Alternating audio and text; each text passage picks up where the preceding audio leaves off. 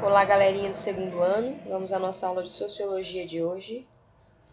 Estudar, né? Porque a gente nasceu foi lindo, não foi rico, né? Vamos lá então. Governo e Estado. Então aí nós estamos na página 33, tá? Eu sempre começo daí, né? Política institucional. Então a gente sempre fala, conversei muito com vocês na sala, que a política ela não é feita apenas pelos deputados, senadores, vereadores e presidentes, mas por cada um de nós, cidadão brasileiro, tá? Então no dia da eleição é o dia que a gente, de forma consciente, vai eleger aí os nossos representantes, certo?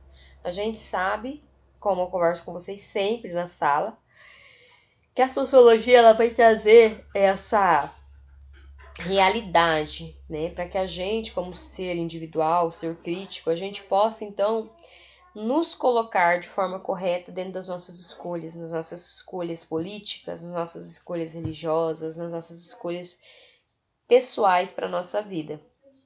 Então a gente sabe que a sociedade, cada um de nós, não precisa somente, né, de saúde, educação, mas a gente precisa de todo um contexto, desde a cultura, né, até a forma como você vive, né, dentro da sua casa.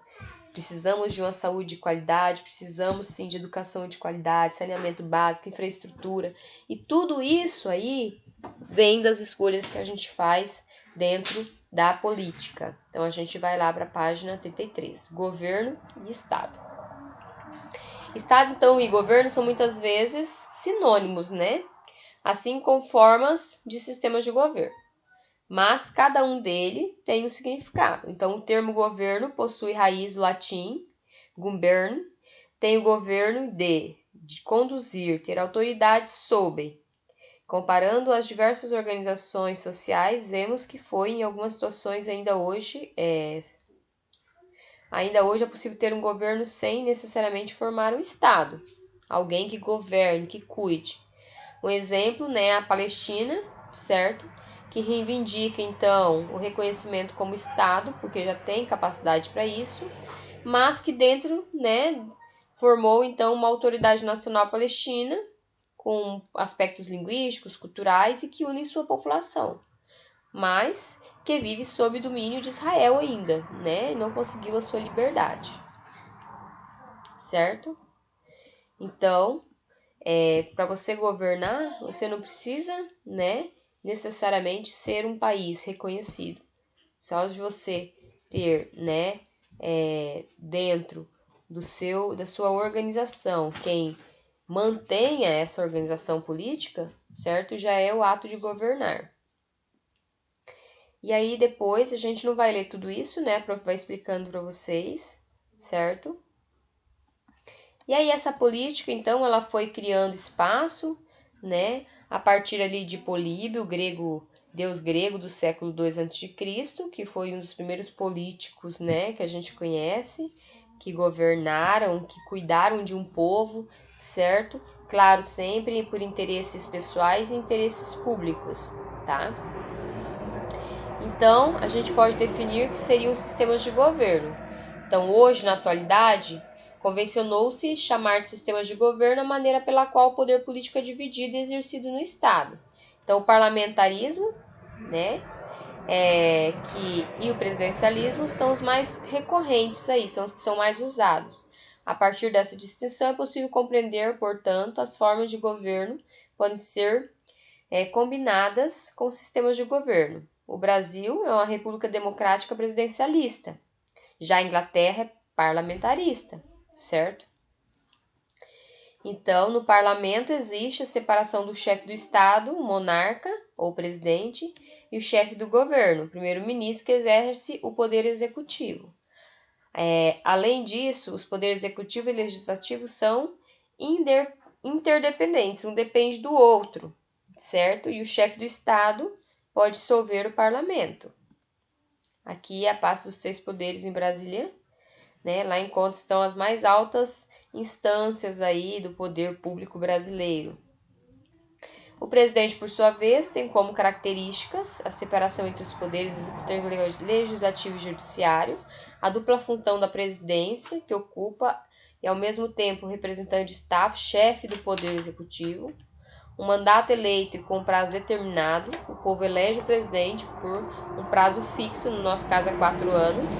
O presidente possui poder de veto, podendo assim interferir no processo legislativo. Por que vocês estão pegando toda hora, Leite? Certo? Então vamos lá. Aí nós temos aqui, uma estrutura. O executivo. Quem que faz parte do executivo? Então, o presidente da República, os ministérios, conselhos, governos estaduais, prefeituras municipais. O legislativo, o Senado, a Câmara dos Deputados, a Assembleia Legislativa, câmaras municipais e tribunais de conta. E o judiciário, tudo que vem da parte das leis, tá? Desde o Supremo Tribunal Federal até os tribunais de juízes dos estados, dos distritos, né? E dos territórios, certo? Então, assim que é dividido aí, né, essa política dentro do nosso país. Então, o governo é pensado há muito tempo, né, desde que os gregos antigos já existiam, como governar, certo? Como quem coordena, quem governa. Então, o conjunto de instituições que controlam e administram uma nação, isso é o governo, tá? Outras formas do Estado, né, que existiu em distintos momentos da sociedade. Por exemplo, o Estado moderno possui algumas especificidades, como soberania, o território determinado e a nação. Então, soberania é, né, a qualidade que se caracteriza com o poder soberano. Quando dá um poder supremo ao Estado. Então, acima dele não há nenhum outro. É soberano, um poder que institui livremente suas próprias regras e autodetermina. Então, Jim Borden, em 1530, importante jurista francês teórico e absolutismo, defendeu a soberania no século XVI e pensava a partir do contexto do absolutismo. Foi a primeira forma de realização do Estado moderno. Para ele, então, as normas e decisões elaboradas pelo Estado soberano prevalecem sobre as demandas dos grupos sociais. Então, quem manda é o Estado soberano, é quem coordena. Tá? Então, neste caso, os reis europeus eram soberanos sobre os seus súditos. Né? É um exemplo aí. Então, com relação às pessoas, né? No nosso caso, que é um país democrático, certo? Então, o nosso país, nós temos o presidente, mas nós temos a livre expressão. Nós podemos, então, nos manifestar sobre o que nós pensamos, né? Certo? Tivemos também aí na história a questão do mercantilismo, que foi uma diretriz política e econômica, né? Característica dos governos absolutistas, né? E o acúmulo de riqueza realizado pelos estados monárquicos absolutistas mais fortes também propiciou o surgimento e o fortalecimento de uma base intermediária, que foi a burguesia, que passou a exigir maior participação política de leis mais favoráveis aos negócios. Lembrando que sempre, em toda a história da humanidade, né, houve sempre diferenciação entre as classes sociais, os mais ricos para os mais pobres, tá? E aí, isso fez com que houvesse cada vez mais essa diferença de classes sociais no mundo, não só no nosso país, mas nos países do mundo. Então, o mercantilismo é uma prática comum na Europa, né, pós-feudal, que se caracterizava por buscar um grande acúmulo de metais preciosos, né, estimular a riqueza por meio da exploração colonial e os ganhos com a manufatura de produtos, estabelecer protecionismo, né, alfandegário, ou seja, regras alfandegárias aí de entrada e saída de mercadorias, com muitas taxas para evitar a compra de produtos estrangeiros. Temos aí na página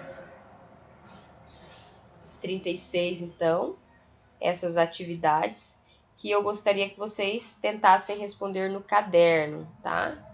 Um beijinho para vocês e até a nossa próxima aula.